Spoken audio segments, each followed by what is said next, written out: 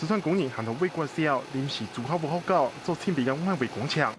不过好搞方面，已經想積極搬入來，利用了日，先生同家長到車皮嘅教室度開始清理使用嘅教材同東西。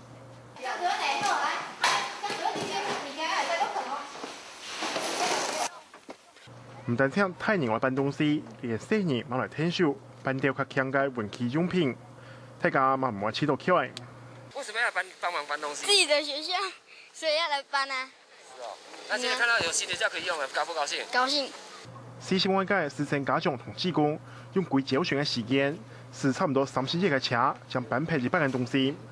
無論係天文千里鏡，還係TQ二，雖然講係普通嘅高企，但是對龍華國小來講，實係動靜貴嘅。對來聽書嘅志工，龍華國小嘅家長知道動擔心。進度比我們預期的還快，因為來支援的車輛還有人員數量相當多。除了聽書學校搬東西，志工還帶來一條教材來送俾小朋友。謝謝你們，真的很用心的，還幫我們還準備禮物來。太感動了，太感動了！真的有這樣一群人來哈，我們的心裡就覺得哇更有力量。看到主考部教室實在做好，先生同學生仲有同期待。